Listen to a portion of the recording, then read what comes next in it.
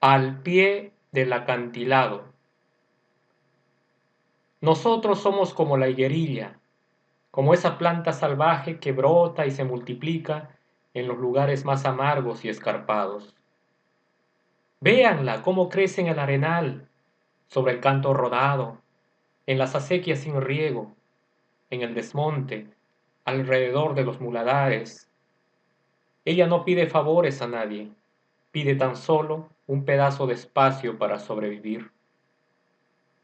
No le dan tregua el sol ni la sal de los vientos del mar, la pisan los hombres y los tractores, pero la higuerilla sigue creciendo, propagándose, alimentándose de piedras y de basura.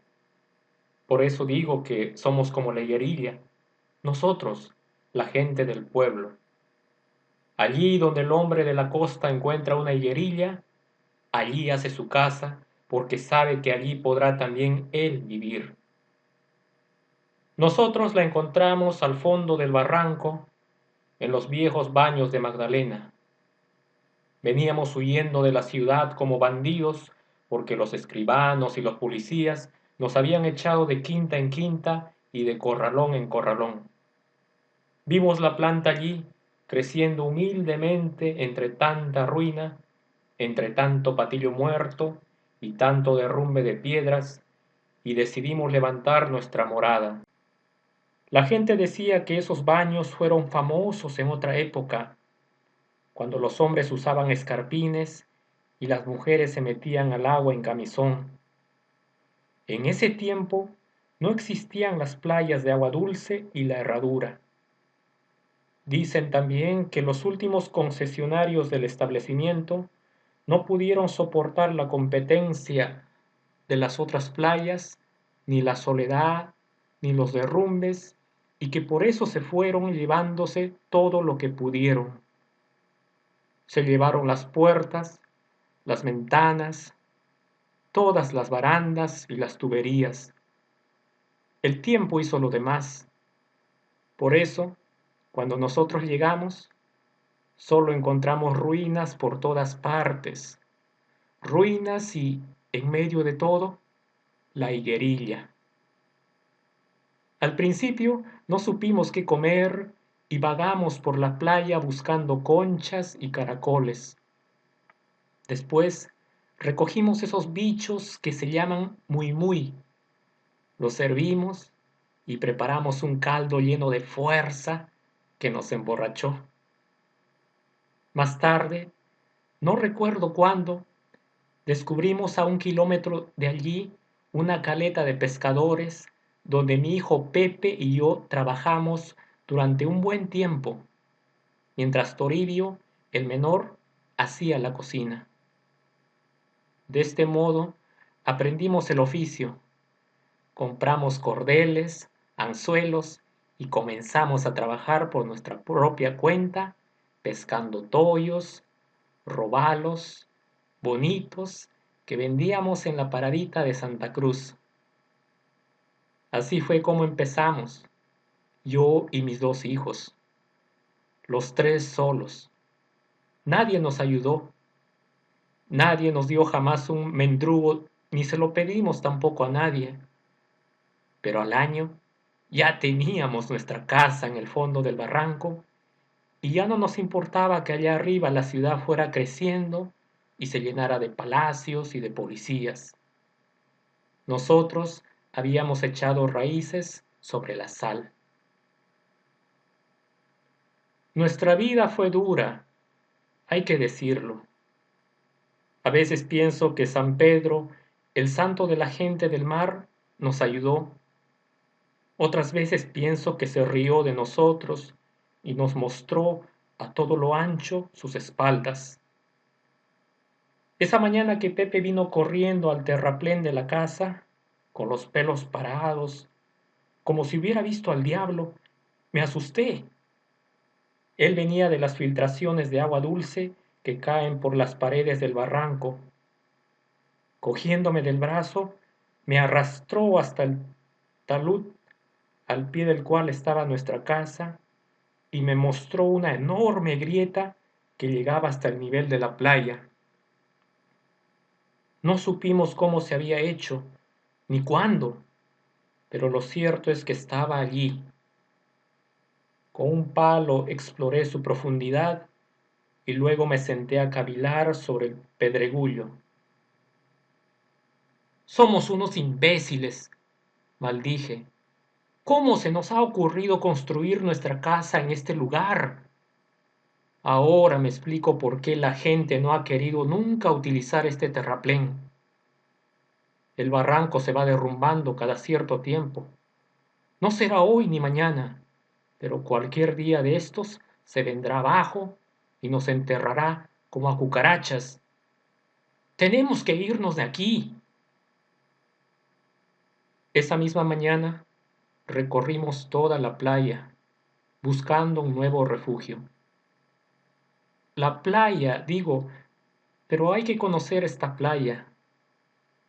Es apenas una pestaña entre el acantilado y el mar. Cuando hay mar brava, las olas trepan por la ribera y se estrellan contra la base del barranco. Luego subimos por la quebrada que lleva a la ciudad y buscamos en vano una explanada. Es una quebrada estrecha como un desfiladero. Está llena de basura y los camioneros la van cegando cuando la remueven para llevarse el hormigón. La verdad es que yo empezaba a desesperar, pero fue mi hijo Pepe quien me dio la idea. Eso es, dijo, debemos construir un contrafuerte para contener el derrumbe. Pondremos unos cuartones de madera, luego unos puntales para sostenerlos, y así el paredón quedará en pie. El trabajo duró varias semanas. La madera la arrancamos de las antiguas cabinas de baño que estaban ocultas bajo las piedras, pero cuando tuvimos la madera, nos dimos cuenta de que nos faltaría un fierro para apuntalar esa madera. En la ciudad nos quisieron sacar un ojo de la cara por cada pedazo de riel. Allí estaba el mar, sin embargo. Uno nunca sabe todo lo que contiene el mar, así como el mar nos daba la sal, el pescado, las conchas, las piedras pulidas, el yodo que quemaba nuestra piel, también nos dio fierros el mar. Ya nosotros habíamos notado, desde que llegamos a la playa, esos fierros negros que la mar baja mostraba a 50 metros de la orilla. Nos decíamos, algún barco encalló aquí hace mucho tiempo, pero no era así. Fueron 3 remolcadores que fondearon los que construyeron los baños para formar un espigón. 20 años de oleaje habían volteado, hundido, removido, cambiado de lugar esas embarcaciones. Toda la madera fue podrida y desclavada. Aún ahora varan algunas astillas, pero el fierro quedó allí, escondido bajo el agua, como un arrecife.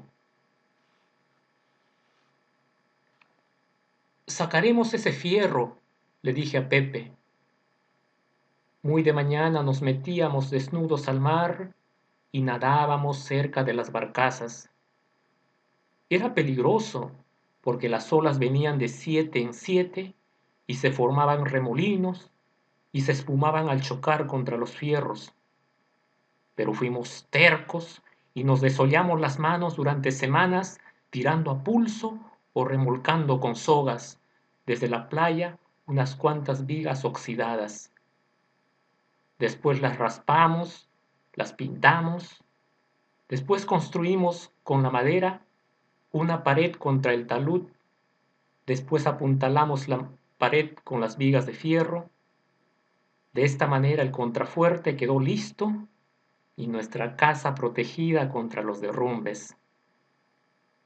Cuando vimos toda la mole apoyada en nuestra barrera, dijimos, que San Pedro nos proteja, ni un terremoto podrá contra nosotros. Mientras tanto, nuestra casa se había ido llenando de animales. Al comienzo fueron los perros, esos perros vagabundos y pobres que la ciudad rechaza cada vez más lejos, como la gente que no paga alquiler. No sé por qué vinieron hasta aquí, quizás porque olfatearon el olor a cocina, o simplemente porque los perros, como muchas personas, necesitan de un amo para poder vivir. El primero llegó caminando por la playa desde la caleta de pescadores.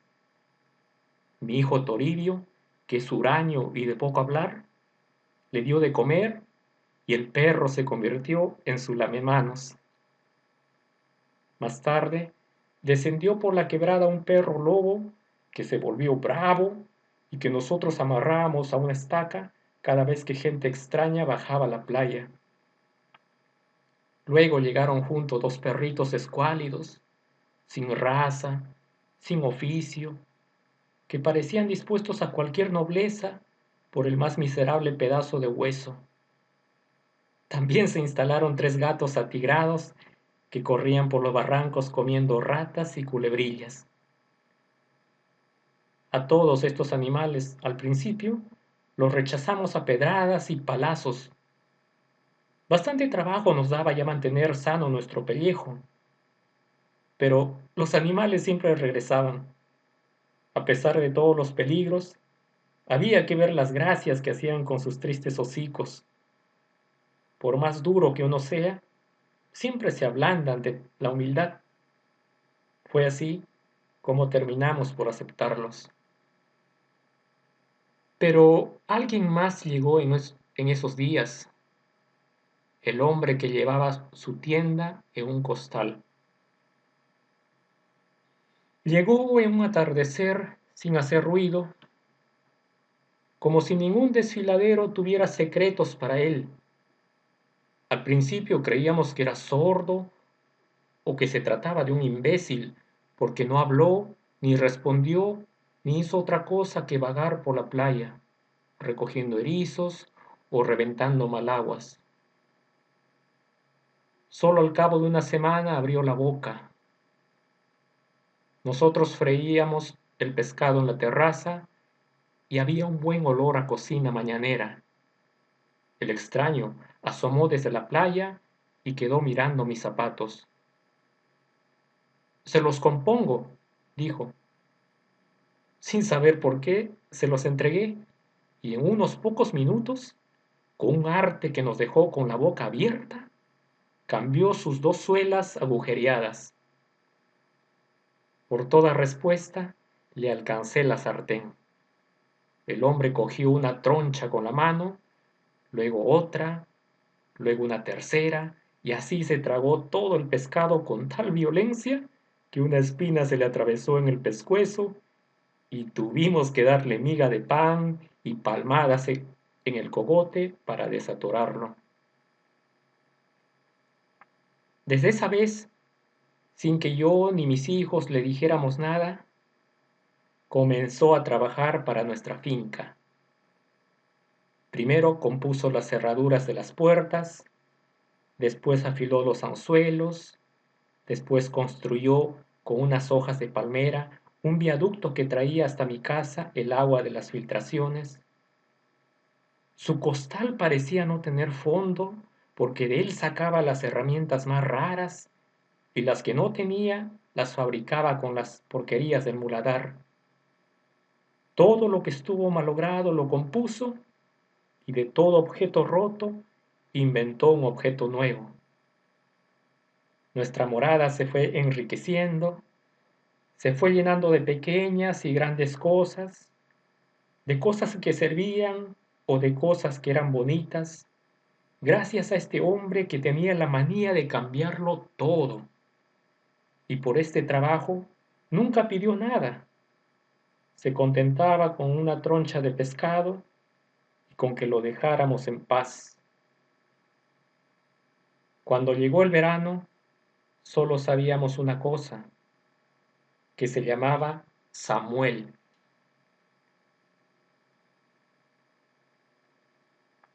En los días del verano, el desfiladero cobraba cierta animación.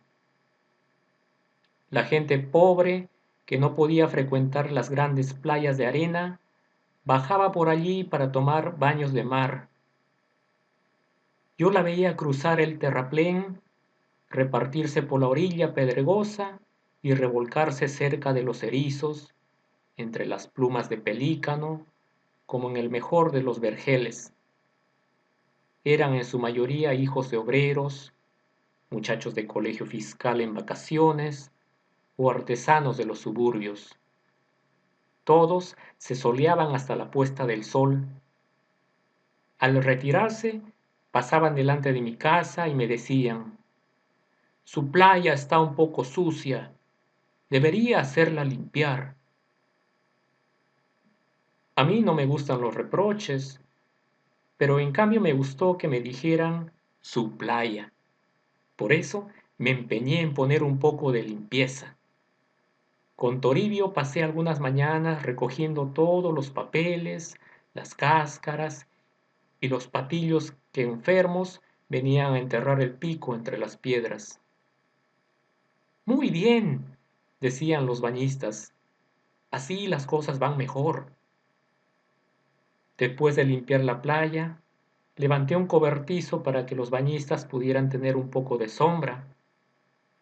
Después, Samuel construyó una poza de agua filtrada y 4 gradas de piedra en la parte más empinada del desfiladero. Los bañistas fueron aumentando. Se pasaban la voz, se decían: es una playa limpia en donde nos dan hasta la sombra gratis. A mediados del verano eran más de un centenar. Fue entonces cuando se me ocurrió cobrarles un derecho de paso. En realidad, esto no lo había planeado. Se me vino así, de repente, sin que lo pensara. Es justo, les decía. Les he hecho una escalera, he puesto un cobertizo, les doy agua de beber y además tienen que atravesar mi casa para llegar a la playa. Pagaríamos si hubiera un lugar donde desvestirse, respondieron. Allí estaban las antiguas cabinas de baño. Quitamos el hormigón que las cubría y dejamos libres una docena de casetas. Está todo listo, dije. Cobro solamente 10 centavos por la entrada a la playa. Los bañistas se rieron. Falta una cosa. Debe quitar esos fierros que hay en el mar. ¿No se da cuenta de que aquí no se puede nadar? Uno tiene que contentarse con bañarse en la orilla. Así no vale la pena. Sea, lo sacaremos, respondí. Y a pesar de que había terminado el verano y que los bañistas iban disminuyendo, me esforcé con mi hijo Pepe en arrancar los fierros del mar. El trabajo ya lo conocíamos desde que sacamos las vigas para el talud, pero ahora teníamos que sacar todos los fierros, hasta aquellos que habían echado raíces entre las algas. Usando garfios y picotas, los atacamos desde todo sitio, como si fueran tiburones. Llevábamos una vida submarina y extraña para los forasteros que, durante el otoño, bajaban a veces por allí para ver de más cerca la caída del crepúsculo. ¿Qué hacen esos hombres?, se decían. Pasan horas sumergiéndose para traer a la orilla un poco de chatarra. En la lucha contra los fierros, Pepe parecía haber empeñado su palabra de hombre. Toribio, en cambio, como los forasteros, lo veía trabajar sin ninguna pasión. El mar no le interesaba. Solo tenía ojos para la gente que venía de la ciudad. Siempre me preocupó la manera como los miraba, cómo los seguía y cómo regresaba tarde, con los bolsillos llenos de chapas de botellas, de bombillas quemadas y de otros adefesios en los cuales creía reconocer la pista de una vida superior. Cuando llegó el invierno, Pepe seguía luchando contra los fierros del mar.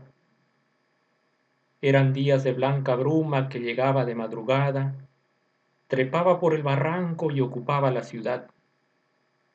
De noche, los faroles de la costanera formaban halos y desde la playa se veía una mancha lechosa que iba desde la punta hasta el morro solar. Samuel respiraba mal en esa época y decía que la humedad lo estaba matando. En cambio a mí me gusta la neblina, le decía yo. De noche hay un buen temperamento y se goza tirando del cordel. Pero Samuel tosía y una tarde anunció que se trasladaría a la parte alta del barranco, a esa explanada que los camioneros, a fuerza de llevarse el hormigón, habían cavado en pleno promontorio. A ese lugar comenzó a trasladar las piedras de su nueva habitación. Las escogía en la playa, amorosamente, por su forma y su color, las colocaba en su costal y se iba cuesta arriba, canturreando, parándose cada 10 pasos para resollar. Yo y mis hijos contemplábamos, asombrados, ese trabajo. Nos decíamos, Samuel es capaz de limpiar piedras toda la orilla del mar. La primera migración de aves guaneras pasó graznando por el horizonte. Samuel levantaba ya las paredes de su casa. Pepe, por su parte, había casi terminado su trabajo. Tan solo a 80 metros de la orilla quedaba el armazón de una barcaza imposible de remover.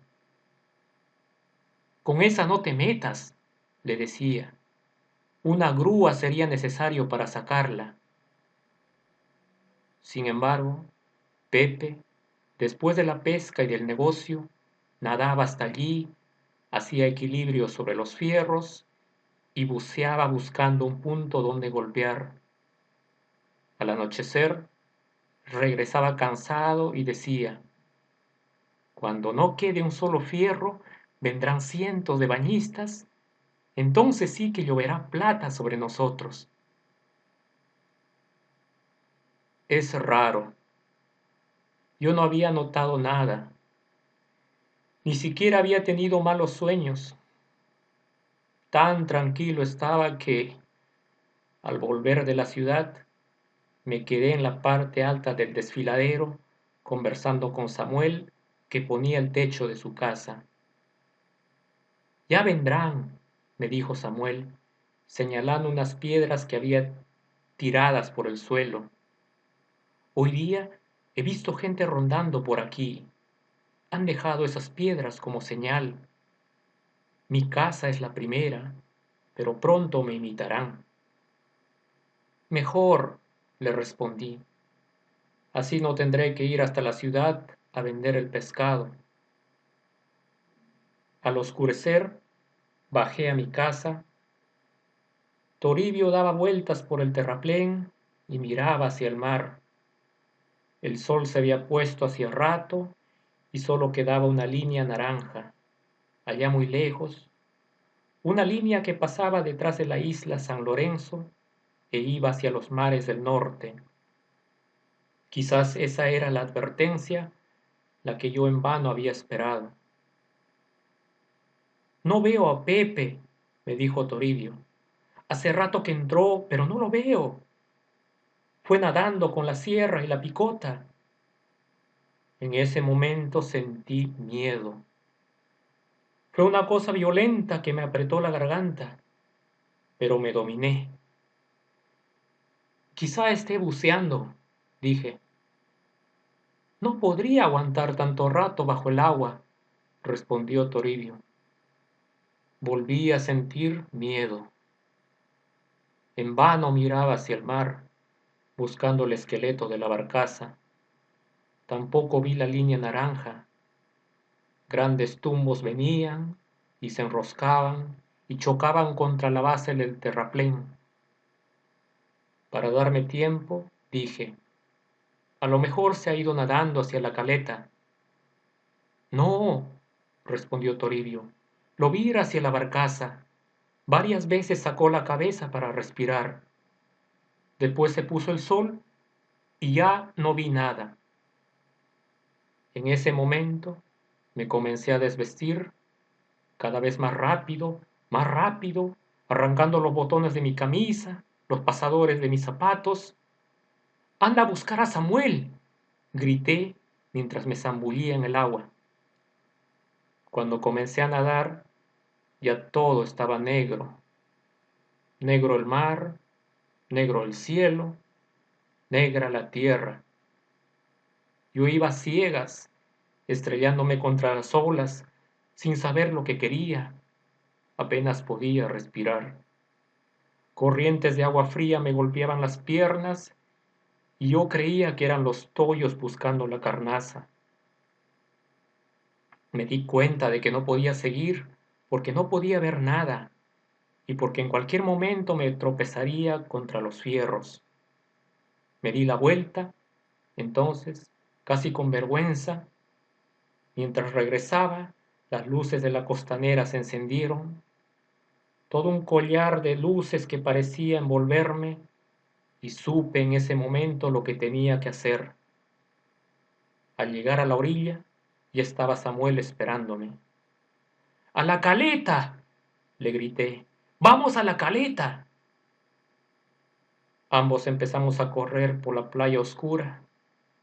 Sentí que mis pies se cortaban contra las piedras. Samuel se paró para darme sus zapatos, pero yo no quería saber nada y lo insulté. Yo solo miraba hacia adelante, buscando las luces de los pescadores. Al fin me caí de cansancio y me quedé tirado en la orilla. No podía levantarme. Comencé a llorar de rabia. Samuel me arrastró hasta el mar y me hundió varias veces en el agua fría. Falta poco, papá Leandro, decía. Mira, allí se ven las luces. No sé cómo llegamos. Algunos pescadores se habían hecho ya a la mar, otros estaban listos para zarpar. De rodillas se lo pido, grité. Nunca les he pedido un favor, pero esta vez se lo pido. Pepe, el mayor, hace una hora que no sale del mar. Tenemos que ir a buscarlo.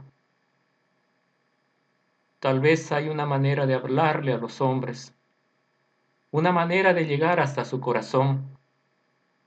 Me di cuenta esta vez de que todos estaban conmigo. Me rodearon para preguntarme, me dieron pisco de beber, luego dejaron en la playa sus redes y sus cordeles. Los que acababan de entrar regresaron cuando escucharon los gritos. En 11 barcas entramos. Íbamos en fila hacia Magdalena, con las antorchas encendidas, alumbrando la mar.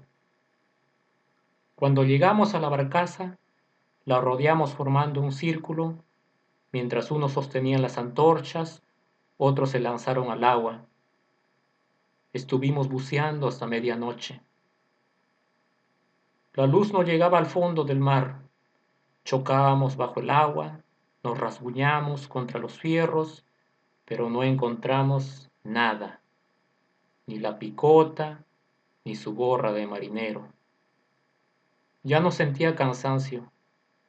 Quería seguir buscando hasta la madrugada, pero ellos tenían razón. La resaca lo debe haber jalado, decían. Hay que buscarla más allá de los bancos. Primero entramos, luego salimos. Samuel tenía una pértiga que hundía en el mar cada vez que creía ver algo. Seguimos dando vueltas en fila. Me sentía mareado y como idiota, tal vez por el pisco que bebí. Cuando miraba hacia los barrancos, veía allá arriba, tras la baranda del malecón, faros de automóviles y cabezas de gente que miraban. Entonces me decía, malditos los curiosos, ¿creen que celebramos una fiesta? ¿Que encendemos antorchas para divertirnos? Claro, ellos no sabían que yo estaba hecho pedazos y que hubiera sido capaz de tragarme todo el agua del mar para encontrar el cadáver de mi hijo. Antes que lo muerdan los toyos, me repetía, muy despacito, antes que lo muerdan. ¿Para qué llorar? Si las lágrimas ni matan ni alimentan, como dije delante de los pescadores. El mar da, el mar también quita. Yo no quise verlo. Alguien lo descubrió flotando vientre arriba sobre el mar soleado. Ya era el día siguiente y nosotros vagábamos por la orilla. Yo había dormido un rato sobre las piedras hasta que el sol del mediodía me despertó. Después fuimos caminando hacia la perla y, cuando regresábamos, una voz gritó: ¡Allá está! Algo se veía, algo que las olas empujaban hacia la orilla. ¡Ese es!, dijo Toribio. Allí está su pantalón. Entraron varios hombres al mar.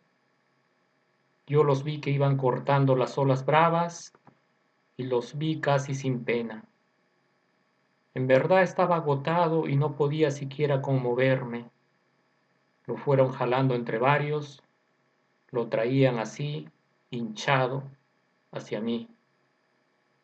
Después me dijeron que estaba azul y que lo habían mordido los toyos, pero yo no lo vi. Cuando estaba cerca, me fui sin voltear la cabeza. Solo dije, antes de partir, que lo entierren en la playa al pie de las campanillas. Él siempre quiso estas flores del barranco que son como el geranio, como el mastuerzo, las flores pobres, las que nadie quiere ni para su entierro. Pero no me hicieron caso. Se le enterró al día siguiente en el cementerio de Surquillo. Perder un hijo que trabaja es como perder una pierna o como perder un ala para un pájaro.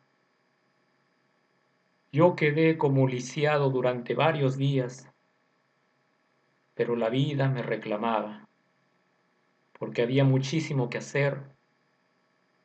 Era época de mala pesca y el mar se había vuelto avaro.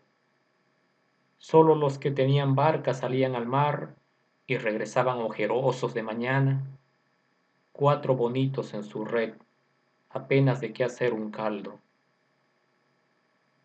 Yo había roto a pedradas la estatua de San Pedro, pero Samuel la compuso y la colocó a la entrada de mi casa. Debajo de la estatua puso una alcancía. Así, la gente que usaba mi quebrada veía la estatua y, como eran pescadores, dejaban allí 5 centavos, 10 centavos. De eso vivimos hasta que llegó el verano. Digo verano porque a las cosas hay que ponerles un nombre. En esta tierra todos los meses son iguales. Quizás en una época hay más neblina y en otra calienta más el sol, pero en el fondo todo esto es lo mismo. Dicen que vivimos en una eterna primavera. Para mí, las estaciones no están en el sol ni en la lluvia, sino en las aves que pasan o en los peces que se van o que vuelven. Hay épocas en las cuales es más difícil vivir, eso es todo. Este verano fue difícil porque fue triste, sin calor, y los bañistas apenas venían. Yo había puesto un letrero a la entrada que decía: caballeros 20 centavos, damas 10 centavos. Pagaron, es verdad, pero eran muy pocos.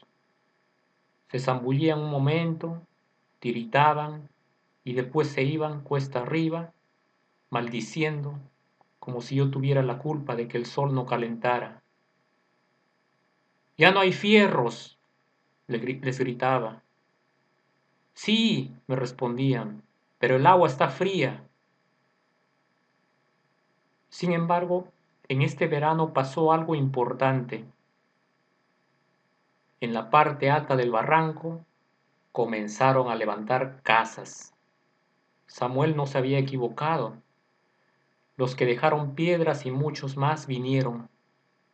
Llegaban solos o en grupos, mientras la explanada bajaban por el desfiladero, husmeaban por mi casa, respiraban el aire del mar, volvían a subir, siempre mirando arriba y abajo, señalando, cavilando, hasta que de pronto se ponían desesperadamente a construir una casa con lo que tenían al alcance de la mano. Sus casas eran de cartón, de latas chancadas, de piedras, de cañas, de costales, de esteras, de todo aquello que podía encerrar un espacio y separarlo del mundo. Yo no sé de qué vivía esa gente, porque de pesca no entendía nada. Los hombres se iban temprano a la ciudad o se quedaban tirados en las puertas de sus cabañas viendo volar los gallinazos. Las mujeres, en cambio, bajaban a la orilla en la tarde para lavar la ropa. «Usted ha tenido suerte», me decían. «Usted sí que ha sabido escoger un lugar para su casa». «Hace 3 años que vivo aquí», les respondía. «He perdido un hijo en el mar. Tengo otro que no trabaja. Necesito una mujer que me caliente por las noches». Todas eran casadas o amancebadas. Al comienzo no me hacían caso. Después se reían conmigo. Yo puse un puesto de bebidas y de butifarras para ayudarme. Y así pasó un año más. Agosto es el mes de los vientos y los palomillas corren por los potreros volando las cometas. Algunos se trepan a las huacas para que sus cometas vuelen más alto. Yo siempre he mirado este juego con un poco de pena, porque en cualquier momento el hilo puede romperse y la cometa, la linda cometa de colores y de larga cola, se enreda en los alambres de la luz o se pierde en las azoteas. Toribio era así. Yo lo tenía sujeto apenas por un hilo y sentía que se alejaba de mí, que se perdía. Cada vez hablábamos menos. Yo me decía, no es mi culpa que viva en un barranco. Aquí por lo menos hay un techo, una cocina. Hay gente que ni siquiera tiene un árbol donde recostarse. Pero él no comprendía eso. Solo tenía los ojos para la ciudad. Jamás quiso pescar. Varias veces me dijo, no quiero morir ahogado. Por eso prefería irse con Samuel a la ciudad. Lo acompañaba por los balnearios, ayudándolo a poner vidrios, a componer caños. Con los reales que ganaba se iba al cine o se compraba revistas de aventuras. Samuel le enseñó a leer. Yo no quería verlo vagar y le dije, si tanto te gusta la ciudad, aprende un oficio y vete a trabajar. Ya tienes 18 años. No quiero mantener zánganos. Esto era mentira. Yo lo hubiera mantenido toda mi vida, no solo porque era mi hijo, sino porque tenía miedo de quedarme solo. Por la tarde no tenía con quién conversar y mis ojos, cuando habían luna, iban hacia los tumbos y buscaban la barcaza como si una voz me llamara desde adentro. Una vez Toribio me dijo, si me hubieras mandado al colegio, ahora sabría qué hacer y podría ganarme la vida. Esa vez le pegué, porque sus palabras me hirieron. Estuvo varios días ausente. Después vino, sin decirme nada, y pasó algún tiempo comiendo mi pan y durmiendo bajo el cobertizo. Desde entonces siempre se iba a la ciudad, pero también siempre volvía. Yo no quise preguntarle nada. Algo debía pasar cuando regresaba. Samuel me lo hizo notar. Venía por Delia, la hija del sastre. A la Delia varias veces la había invitado a sentarse en el terraplén para tomar una limonada. Yo la había distinguido entre las mujeres que bajaban porque era redonda, zumbona y alegre como una abeja. Pero ella no me miraba a mí, miraba a Toribio. Es verdad que yo podía pasar por su padre, que estaba reseco como metido en salmuera y que me había arrugado todo de tanto parpadear en la resolana. Se veían a escondidas en los tantos recovecos del lugar, detrás de las enredaderas, en las grutas de agua filtrada, por lo que no tenía que suceder, sucedió.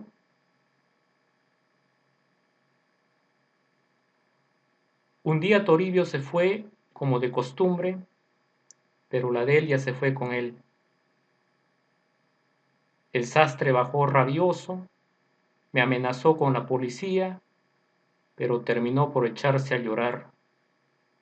Era un pobre viejo, sin vista ya, que hacía remiendos para la gente de la barriada. A mi hijo lo he crecido sano, le dije, para consolarlo.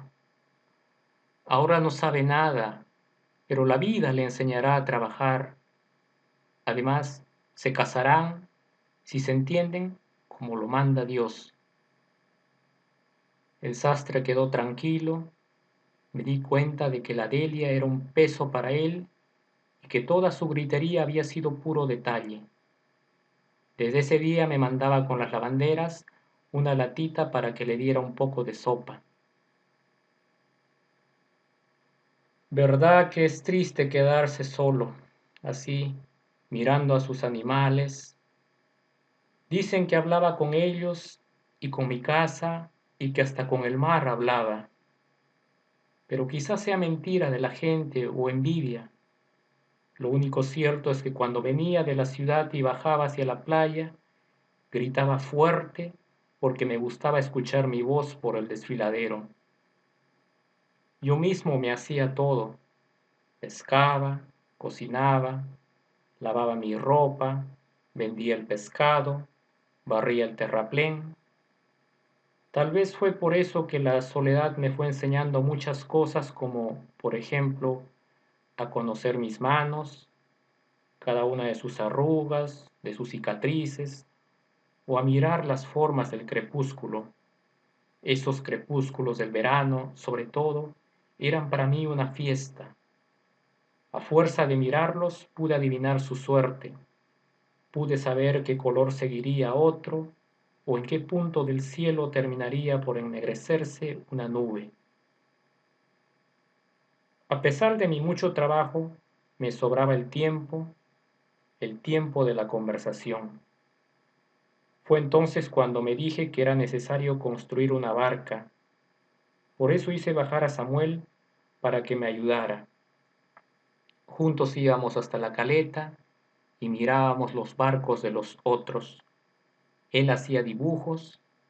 Después me dijo qué madera necesitábamos. Hablamos mucho en aquella época. Él me preguntaba por Toribio y me decía, buen chico, pero ha hecho mal en meterse con una mujer. Las mujeres, ¿para qué sirven? Ellas nos hacen maldecir y nos meten el odio en los ojos. La barca iba avanzando, construimos la quilla. Era gustoso estarse en la orilla, fumando, contando historias y haciendo lo que me haría señor del mar. Cuando las mujeres bajaban a lavar la ropa, cada vez eran más, me decían, don Leandro, buen trabajo hace usted. Nosotras necesitamos que se haga la mar y nos traiga algo barato de qué comer. Samuel decía, Ya la explanada está llena. No entra una persona más y siguen llegando. Pronto harán sus casas en el mismo desfiladero y llegarán hasta donde revientan las olas. Esto era verdad, como un torrente descendía la barriada. Si la barca quedó a medio hacer fue porque en ese verano pasaron algunas cosas extrañas. Fue un buen verano, es cierto, lleno de gente que bajó, se puso roja, se despellejó con el sol y luego se puso negra. Todos pagaron su entrada y yo vi por primera vez que la plata llovía, como dijera mi hijo Pepe, el finado. Yo la guardaba en 2 canastas bajo mi cama y cerraba la puerta con doble candado. Digo que en ese verano pasaron algunas cosas extrañas. Una mañana, cuando Samuel y yo trabajábamos en la barca, vimos 3 hombres con sombrero que bajaban por el barranco con los brazos abiertos, haciendo equilibrio para no caerse. Estaban afeitados y usaban zapatos tan brillantes que el polvo resbalaba y les huía. Eran gentes de la ciudad. Cuando Samuel los vio, noté que su mirada se acobardaba. Bajando la cabeza, quedó observando fijamente un pedazo de madera, no sé para qué, porque allí no había nada que mirar. Los hombres cruzaron por mi casa y bajaron a la playa. 2 de ellos estaban cogidos del brazo y el otro les hablaba señalando los barrancos. Así estuvieron paseándose varios minutos, de un extremo a otro, como si estuvieran en el pasillo de una oficina.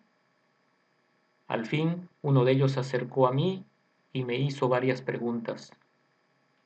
Luego se fueron por donde habían venido, en fila, ayudándose unos a otros a salvar los parajes difíciles. Esa gente no me gusta, dije. Tal vez vienen a cobrarme algún impuesto. A mí tampoco, dijo Samuel. Usan tongo, mala señal. Desde ese día Samuel quedó muy intranquilo.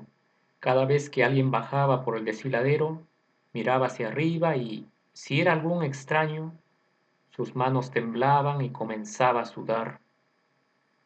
Me va a dar la terciana, decía, secándose el sudor. Falso. Era de miedo que temblaba, y con razón, porque algún tiempo después se lo llevaron.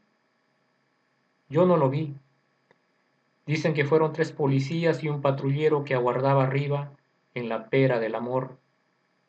Me contaron que bajó corriendo hacia mi casa y que a mitad del desfiladero, él, que nunca daba un paso en falso, resbaló sobre el canto rodado, 2 cachacos le cayeron encima y se lo llevaron, torciéndole el brazo y dándole de varillazos. Esto fue un gran escándalo porque nadie sabía qué había pasado. Unos decían que Samuel era un ladrón, otros que hacía muchos años había puesto una bomba en casa de un personaje. Como nosotros no comprábamos periódicos, no supimos nada hasta varios días después cuando, de casualidad, cayó uno en nuestras manos. Samuel, hace 5 años, había matado a una mujer con un formón de carpintero. 8 huecos le hizo a esa mujer que lo engañó. No sé si sería verdad o si sería mentira, pero lo cierto es que si no se hubiera resbalado, si hubiera llegado corriendo hasta mi casa, a mordiscos hubiera abierto una cueva en el acantilado para esconderlo, o lo habría escondido bajo las piedras. Samuel era bueno conmigo. No me importa qué hizo con los demás. El perro alemán que siempre había vivido a su lado bajó a mi casa y anduvo aullando por la playa. Yo acariciaba su lomo espeso y comprendía su pena y le añadía la mía. Porque todo se iba de mí, todo, hasta la barca que vendí porque no sabía cómo terminarla. Viejo loco era yo, viejo loco y cansado. ¿Pero para qué? Me gustaba mi casa y mi pedazo de mar. Miraba la barrera, miraba el cobertizo de estera, miraba todo lo que había hecho mis manos o las manos de mi gente y me decía, esto es mío, aquí he sufrido, aquí debo morir. Solo me faltaba Toribio. Pensaba que algún día habría de venir, no importa cuándo, porque los hijos siempre terminan por venir, aunque sea para ver si ya estamos lo bastante viejos y si nos falta poco para morirnos. Toribio vino justamente cuando yo había empezado a construir un cuarto grande para él, un lindo cuarto con ventana hacia el mar. Estaba huesudo y pálido, con esa cara madura que tienen los muchachos que comen mal y no saben qué hacer de su vida. Dame 500 soles, me dijo. He perdido un hijo y no quiero que me pase lo mismo con el que ha de venir. Luego se fue. Yo no quise retenerlo, pero seguí construyendo su cuarto. Lo fui pintando con mis propias manos. Cuando me cansaba, subía a la barriada y conversaba con la gente. Trataba de hacer amigos, pero todos me recelaban. Es difícil hacer amigos cuando se es viejo y se vive solo. La gente dice, algo malo tendrá ese hombre cuando está solo. Los pobres chicos que no saben nada del mundo me seguían a veces para tirarme piedras. Es verdad, un hombre solo es como un cadáver, como un fantasma que camina entre los vivos. Esos señores del sombrero y de los zapatos de charol vinieron varias veces más y se pasearon por la playa. Yo no los quería porque los hacía responsables de la suerte de Samuel. Un día les dije, el que me ayudaba a hacer la barca era un buen cristiano. Hicieron mal ustedes en delatarlo. Razones tendría para matar a su mujer. Ellos se echaron a reír. Se confunde usted. Nosotros no somos policías. Nosotros somos de la municipalidad. Debían serlo porque poco después llegó la notificación. De la barriada bajó una comisión para mostrármela. Estaban muy alborotados. Ahora sí me trataban bien y me llamaban Papá Leandro. Claro, yo era el más viejo del lugar y el más ducho, y sabía que los sacaría del apuro. En el papel decía que todos los habitantes del desfiladero debían salir de allí en el plazo de 3 meses. Arréglenselas ustedes, dije. Lo que es a mí, nadie me saca de aquí. Yo tengo 7 años en el lugar. Tanto me rogaron que terminé por hacerles caso. Buscaremos un abogado, dije. Esta tierra no es de nadie. No pueden sacarnos.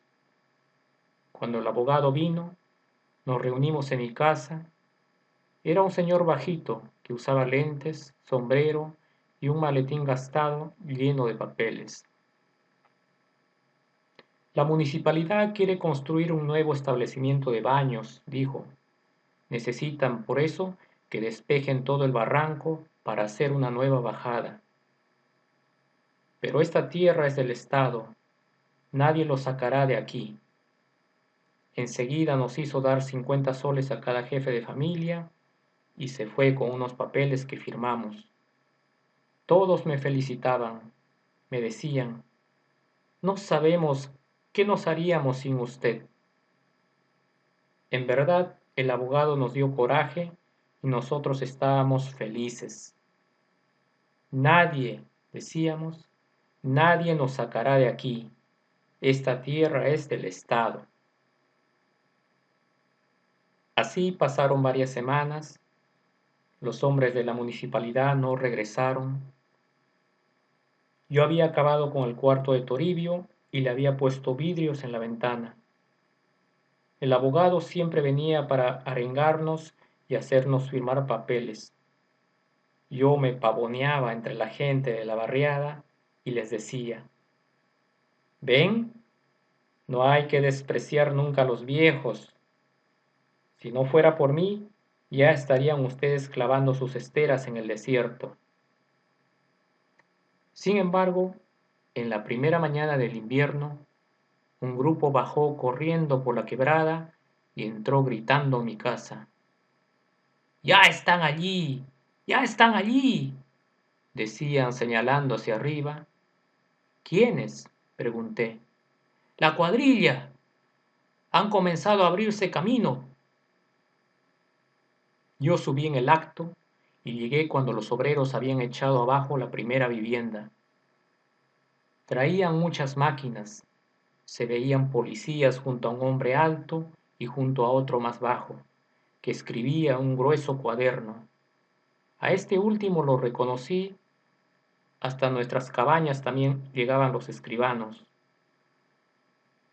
Son órdenes, decían los obreros, mientras destruían las paredes con sus herramientas. Nosotros no podemos hacer nada. Es verdad, se les veía trabajar con pena entre una nube de polvo. ¿Órdenes de quién?, pregunté. Del juez, respondieron, señalando al hombre alto. Yo me acerqué a él. Los policías quisieron contenerme, pero el juez les indicó que me dejaran pasar. Aquí hay una equivocación, dije. Nosotros vivimos en tierras del Estado. Nuestro abogado dice que de aquí nadie puede sacarnos. Justamente, dijo el juez, los sacamos porque viven en tierras del Estado. La gente comenzó a gritar. Los policías formaron un cordón alrededor del juez mientras el escribano, como si nada pasara, miraba con calma el cielo, el paisaje y seguía escribiendo en su cuaderno. Ustedes deben de tener parientes, decía el juez. Los que se queden hoy sin casa, métanse donde sus parientes. Esto después se arreglará. Lo siento mucho, créanme. Yo haré algo por ustedes. Por lo menos déjenos llamar a nuestro abogado, dije yo. Que no hagan nada los obreros hasta que no llegue nuestro abogado.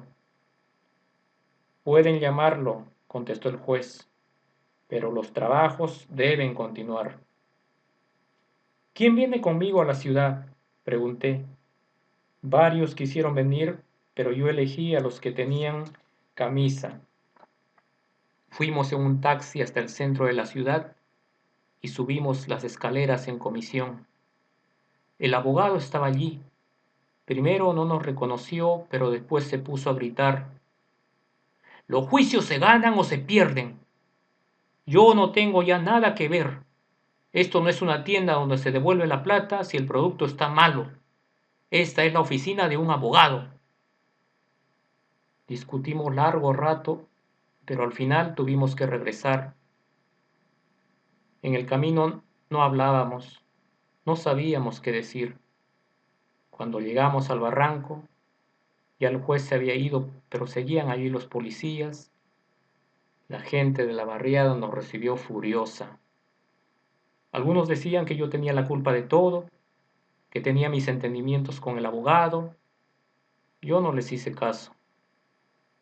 Había visto que la casa de Samuel, la primera que hubo en el lugar, había caído abajo y que sus piedras estaban tiradas por el suelo. Reconocí una piedra blanca, una que estuvo mucho tiempo en la orilla, cerca de mi casa. Cuando la recogí, noté que estaba rajada. Era extraño. Esa piedra que durante años el mar había pulido, había redondeado, estaba ahora rajada. Sus pedazos se separaron entre mis manos y me fui bajando hacia mi casa, mirando un pedazo y luego el otro, mientras la gente me insultaba y yo sentía unas ganas terribles de llorar. Allá ellos, me dije en los días siguientes. que los aplasten, que los revienten. Lo que es a mi casa no llegarán fácilmente las máquinas. Hay mucho barranco que rebanar. Era verdad. La cuadrilla trabajaba sin prisa. Cuando no había vigilancia, dejaban sus herramientas y se ponían a fumar, a conversar. Es una pena, decían, pero son órdenes. A pesar de los insultos, a mí también me daba pena. Fue por eso que no subí, para no ver la destrucción. Para ir a la ciudad usaba el desfiladero de la Pampilla. Allí me encontraba con los pescadores y les decía, están echando la barriada contra el mar. Ellos se contentaban con responder, es un abuso. Nosotros lo sabíamos, claro, pero ¿qué podíamos hacer? Estábamos divididos, peleados, no teníamos un plan. Cada cual quería hacer lo suyo. Unos querían irse, otros protestar. Algunos, los más miserables, los que no tenían trabajo, se enrolaron en la cuadrilla y destruyeron sus propias viviendas. Pero la mayoría fue bajando por el barranco, levantaban su casa a 20 metros de los tractores para, al día siguiente, recoger lo que quedaba de ella y volverla a levantar 10 metros más allá. De esta manera la barriada se venía sobre mí, caía todos los días un techo más abajo, de modo que me parecía que tendría pronto que llevarla sobre mis hombros.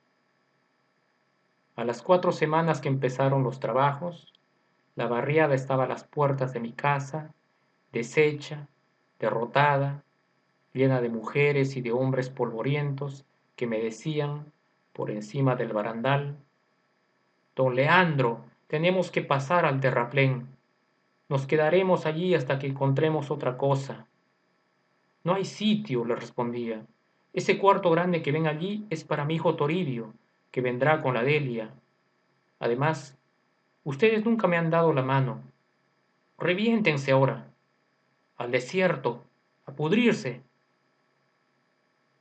Pero esto era injusto. Yo sabía muy bien que las cabinas de baños para mujeres, que eran de madera, y las cabinas de estera para los hombres, podrían albergar a los que huían. Esta idea me daba vueltas por la cabeza. Como era invierno, las casetas estaban abandonadas, pero yo no quería decir nada, quizás para que no conocieran a fondo el sufrimiento. Al fin no pude más. Que pasen las mujeres que están en cinta.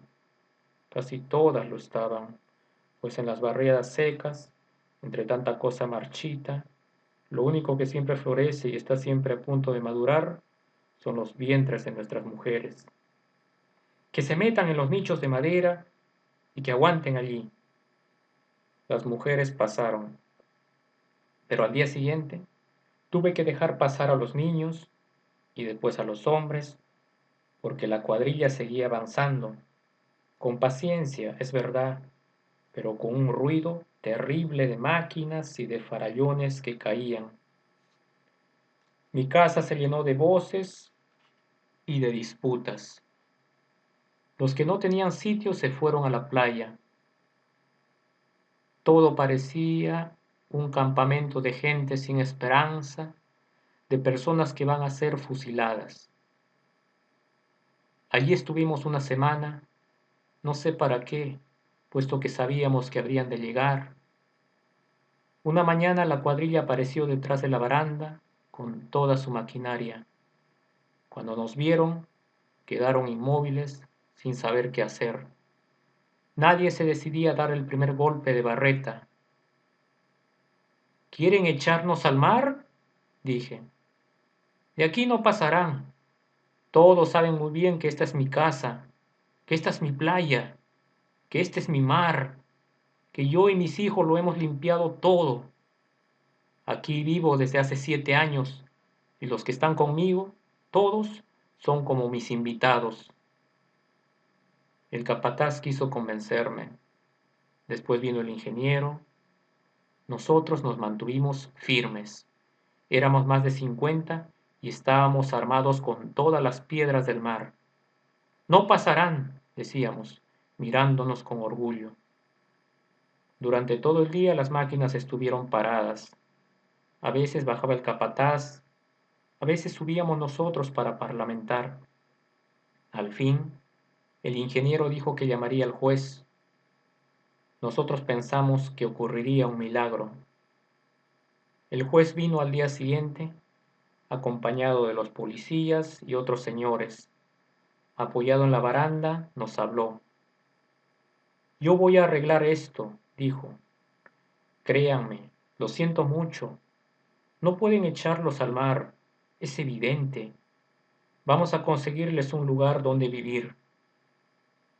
Miente, dije más tarde a los míos. Nos engañarán. Terminarán por tirarnos a una zanja.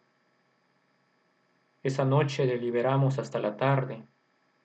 Algunos comenzaban a flaquear. Tal vez nos consigan un buen terreno, decían los que tenían miedo.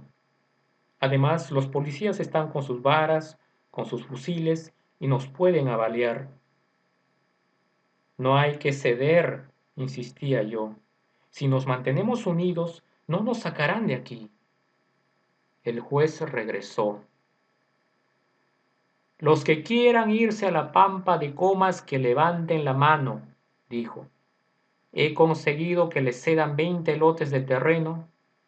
Vendrán 2 camiones para recogerlos. Es un favor que les hace la municipalidad. En ese momento me sentí perdido. Supe que todos me iban a traicionar. Quise protestar, pero no me salía la voz. En medio del silencio vi que se levantaban una mano, luego otra, y pronto todo no fue más que un pelotón de manos en alto que parecían pedir una limosna. ¿A dónde van no hay agua? Grité. No hay trabajo. Tendrán que comer arena. Tendrán que dejarse matar por el sol. Pero nadie me hizo caso. Y habían comenzado a enrollar sus colchones rápidamente, afanosos, como si temieran perder esa última oportunidad. Toda la tarde estuvieron desfilando cuesta arriba por la quebrada. Cuando el último hombre desapareció, me paré en medio del terraplén y me volví hacia la cuadrilla que descansaba detrás de la baranda.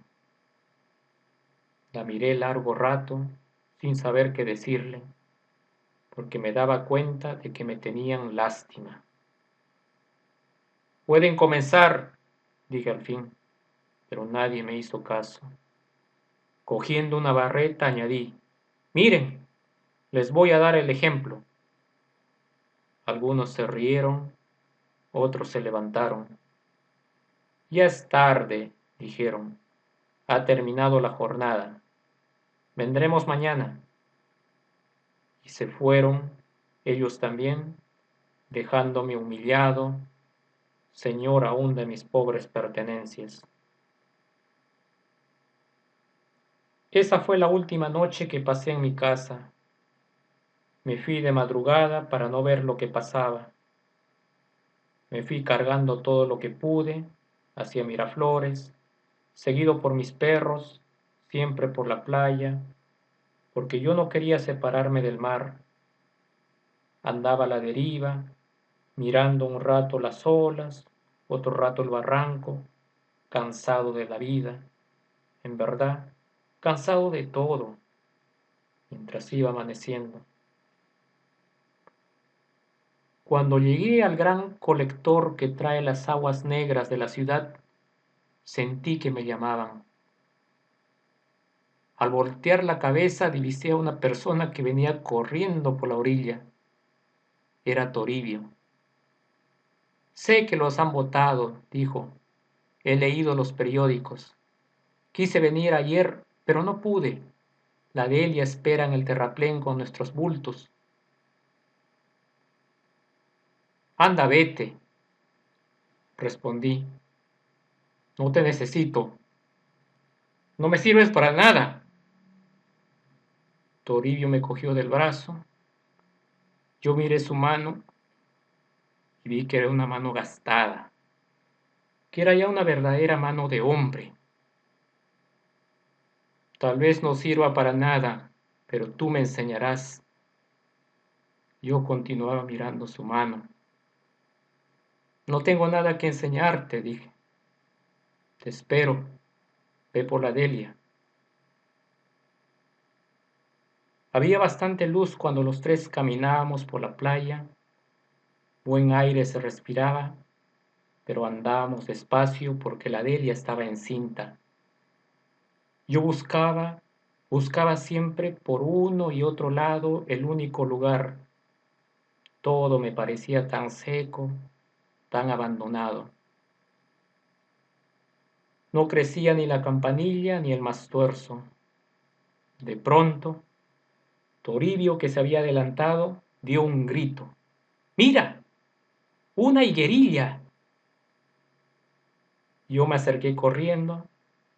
Contra el acantilado, entre las conchas blancas, crecía una higuerilla. Estuve mirando largo rato sus hojas ásperas, su tallo tosco, sus pepas preñadas de púas que hieren la mano de quien intenta acariciarlas. Mis ojos estaban llenos de nubes. Aquí, le dije a Toribio, alcánzame la barreta. Y escarbando entre las piedras, hundimos el primer cuartón de nuestra nueva vivienda. Julio Ramón Ribeiro, Huamanga, 1959.